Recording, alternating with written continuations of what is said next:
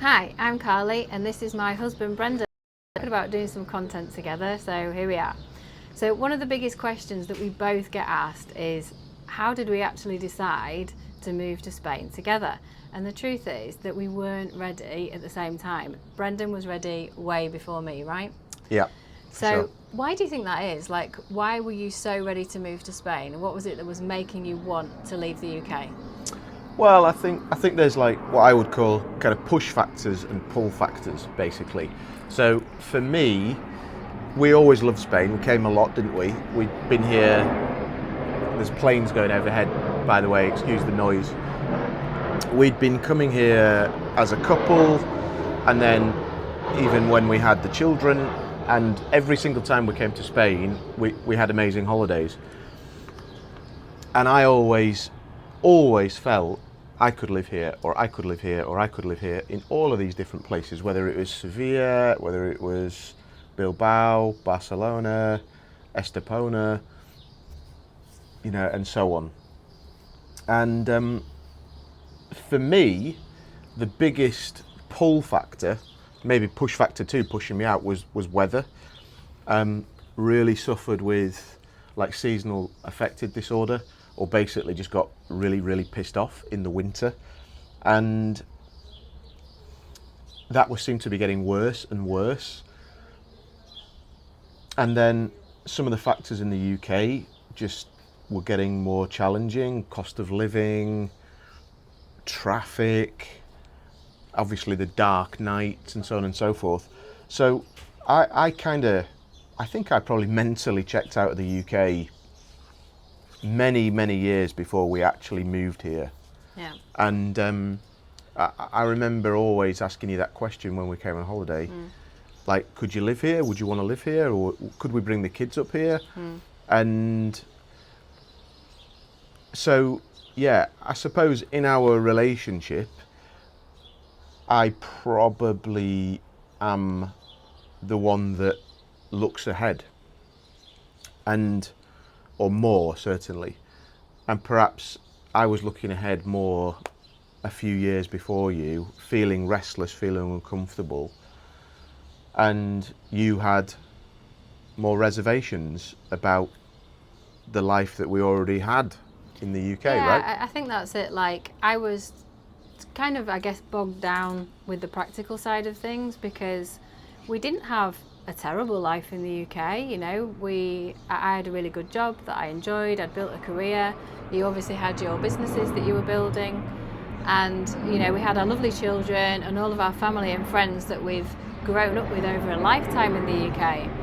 And I think I really struggled with understanding how to detach ourselves from everything that we'd built and created over a very long time. Brendan and I have been together, how long? 18 years, nearly 18 years. Yeah. So we'd built up so much, and obviously previously to that with our friends and school friends and what have you.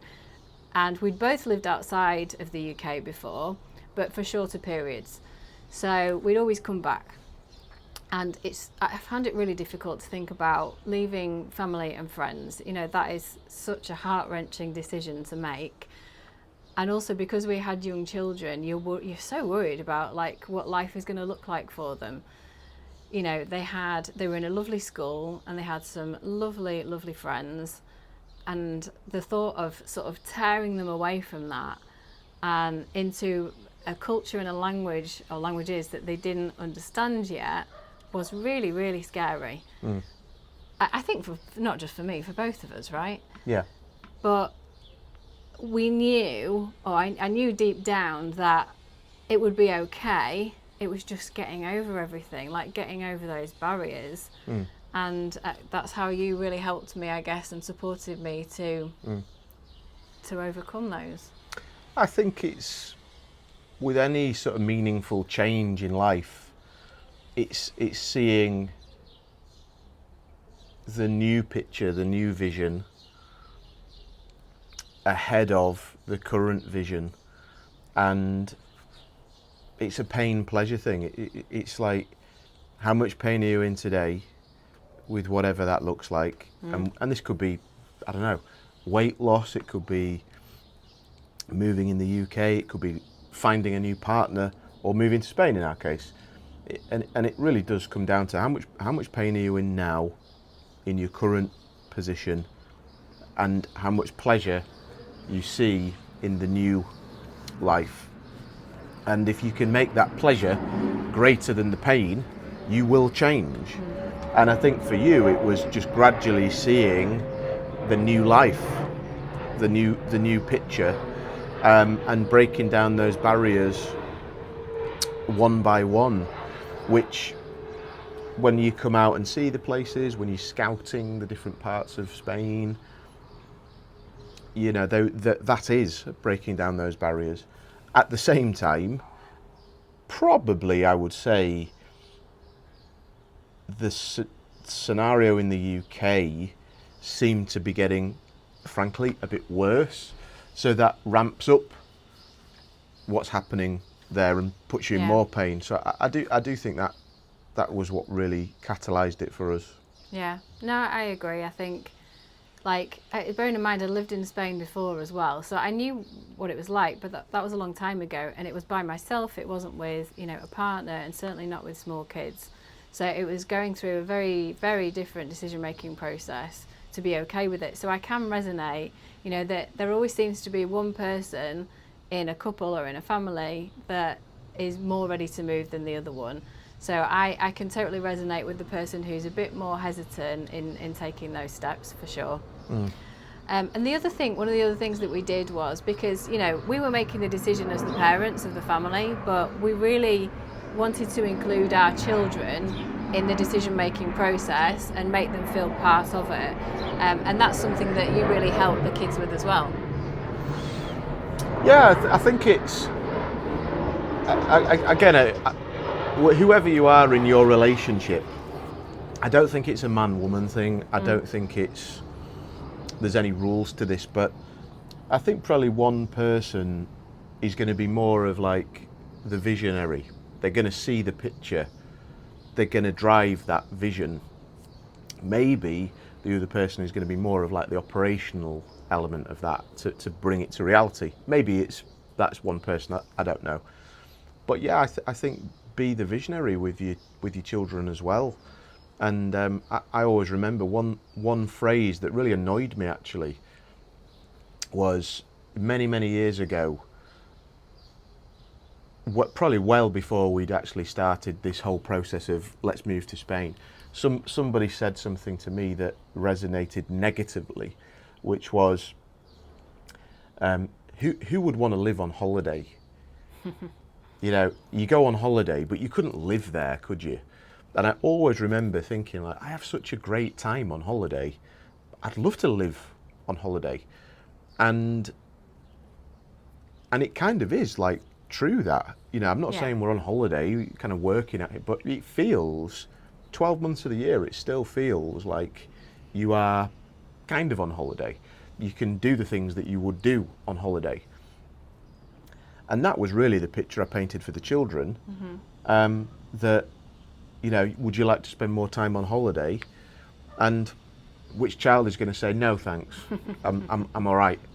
And that was really what transpired for them, right? Yeah, they were pretty happy with the thought of being on holiday, and you know, we were realistic with that as well, in terms of like, you will be going to school there. We're not going to be, you know, outdoors playing every day and going to the beach. Although, to be fair, we absolutely can go to the beach every day if we want to. And I think that's been one of the main things that we've really enjoyed. And actually, it was one of the main reasons that we moved, was simply to spend more time outside. You know, Brendan talked about SAD at the beginning. That was massive for us, and it has had, sorry, there's another aeroplane going across now.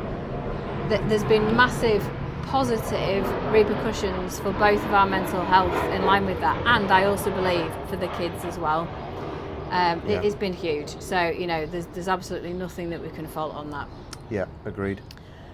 So for the couples then, or families who are struggling, and there's one person who is maybe a little bit more hesitant, what advice would you give them? So I think there's levels to this, first and foremost. I think the first thing I would say is you need to decide on your position as well. And what I mean by that is, and I mean no offence or anything with this, but I think it's easy to play at this. It's easy to say you want to move to Spain, but you kind of don't, or it's a fantasy. I think if you're going to start to take this seriously, you need to be clear on your position of I want this to happen. So that would be my first suggestion. I think you need to understand your own pain and what you want out of that, the outcome, I mean. And then off the back of that, I think, as I mentioned before, be that visionary. Start to paint the picture of the life that you could lead for your partner, for your children, family, what have you. But I do think be prepared to get a bit serious with it. And I'll give you a personal example of that. I don't think we fully took this super seriously as a couple. We were flirting with it. We were romanticizing about it. There was always ifs, buts and maybes.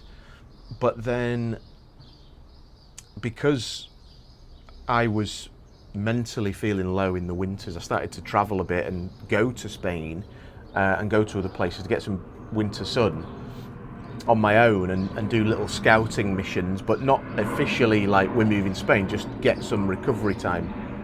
And I remember getting off the plane in Leeds, having had a short break, and feeling the cold of the air as the plane doors opened in Leeds, feeling a bit of a depression, I suppose. And it was dark as well, and it was not late. It was only like 4 o'clock or something. It was almost pitch black in February, and at that point, I really made that decision in my own mind of like, this has to happen.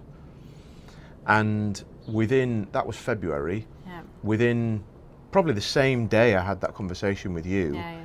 But what I mean by taking it seriously, I pretty much said to you, it's happening. And I want you to come with me.